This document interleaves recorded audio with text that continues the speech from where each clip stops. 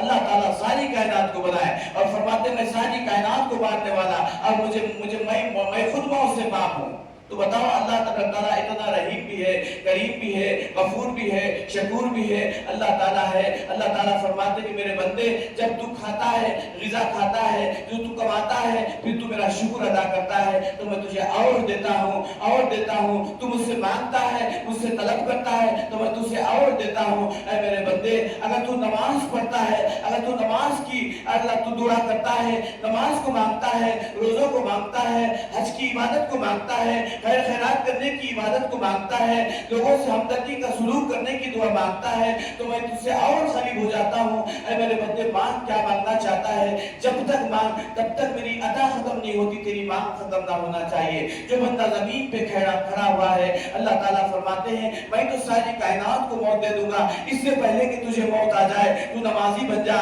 اس سے پہلے کہ تجھے موت آ جائے تو عبادت گزار بن جا، اس سے پہلے کہ تجھے موت آ جائے اللہ کا شکر کرنے والا بن جا، اس سے پہلے کہ تجھے موت آ جائے صبر کرنے والا بن جائے، اس سے پہلے تجھے موت آ جائے کہ تو موت سے پہلے مرنے کی تیاری کر لے۔ موت سے پہلے مرنے کی تیاری کا مقصد کیا ہے؟ کہ ایک اللہ کو ماننے والا بن جا، اللہ کے رسول صلی اللہ علیہ وسلم کو جاننے والا بن جا۔ اللہ کے رسول صلی اللہ علیہ وسلم نے جو ہدایت کا پیغام لے کے نصیحتوں سے اجاگر کیا، اس نصیحت کو پانے والا بن جا۔ ایک دن تو مرنا ہے، ایک دن تو حساب دینا ہے، حشر کا میدان ہوگا، جب ہم کیا جواب دیں گے؟ پہلے سب سے پہلے حساب لیا جائے گا تو نماز کا حساب لیا جائے گا۔ دیکھتے کیا ہے جب کتنی کوتاہی برت رہے ہیں، اتنے جوان لڑکے ہو کے نماز سے دور ہو رہے ہیں، اذان کو سن کے بے بہرا ہو جا رہے ہیں، اذان کی آواز کانوں تک گونجتی ہے لیکن بے بہرا ہو کے چلے جاتے ہیں۔ اے جوانی کی عبادت 70,000 عبادت سے بڑھ کے ہے، 70 عبادت، اس جوانی کا ایک سجدہ 70 بوڑھاپے کے سجدوں سے افضل ہے،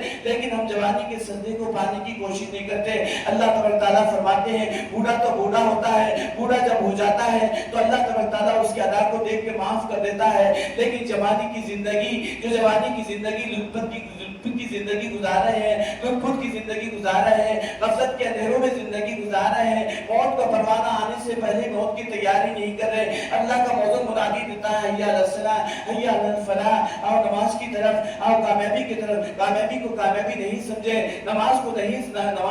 نماز نہیں سمجھے اور مسجد سے جا رہے ہیں، اذان گونج رہی کان میں تو بے بہرا ہو کے چلے جا رہے ہیں، نظر انداز کر کے چلے جا رہے ہیں۔ حشر کا میدان تمہارے سامنے آئے گا، حشر کے میدان میں جب کھڑے جاؤ گے تو پتہ نہیں کہ کیا حساب لیا جائے گا۔ ایک شخص کو بلایا جائے گا، اس کے ہاتھ میں اللہ تعالیٰ فرشتوں کو بلا جائے گا اس کا حساب لینے کے لیے، تو دیکھتے کیا ہے کہ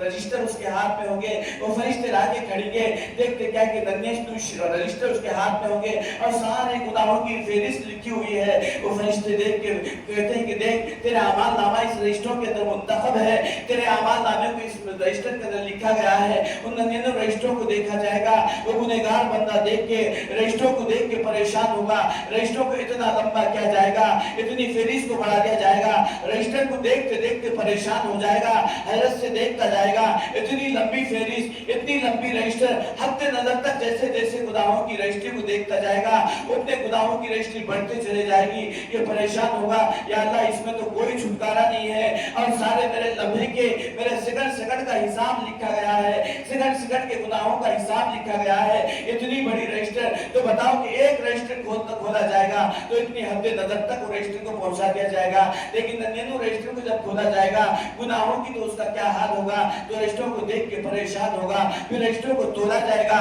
اس کے گناہوں کا حساب بھی لیا جائے گا، تو دیکھتے کیا ہے ایک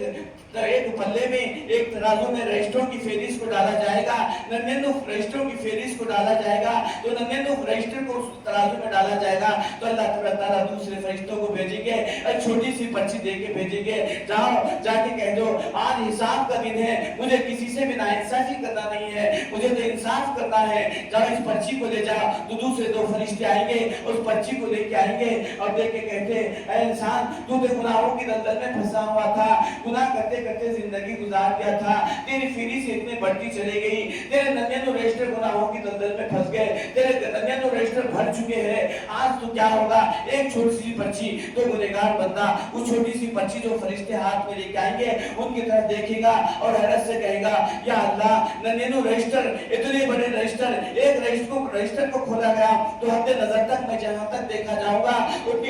गुनाहों से भरी हुई है, अरे छोटी पर्ची क्या काम आएगी। तो फरिश्ते कहेंगे, अल्लाह ताला फरमाते हैं, ऐ मेरे बंदे, आज मैं हिसाब लूंगा तो बराबर किसी में फर्क आने नहीं दूंगा। मैं आज जिससे भी करूंगा इंसाफ करूंगा, इंसान की बुनियाद पे, इस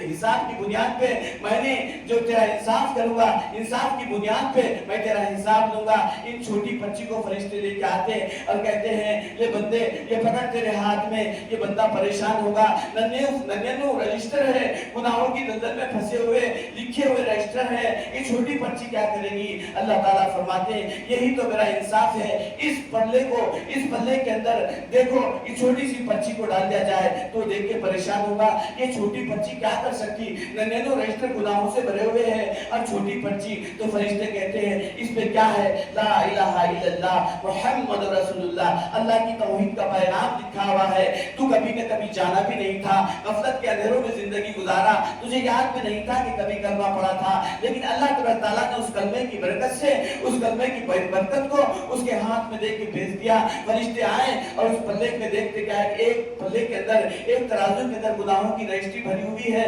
वजन बड़ा हुआ है। इस छोटी पर्ची को अल्लाह ताला फरिश्ते के हाथ में देख के भेजे। कभी जिंदगी में कभी वो भूल भी गया था, उस पर्ची पे लिखा हुआ है, एक बार जिंदगी में कहा था ला इलाहा इल्लल्लाह, अल्लाह ताला उस पर्ची को देख के उसके हाथ में भेजते तो देखते क्या है कि वो बंदे की पर्ची को फरिश्ते जब तराजू में डालते हैं तो पर्ची का वजन बड़ा हो जाता है और गुनाहों का पन्ना कम हो जाता है, वजन कम हो जाता है, ला इलाहा इल्लल्लाह का वजन बढ़ जाता है।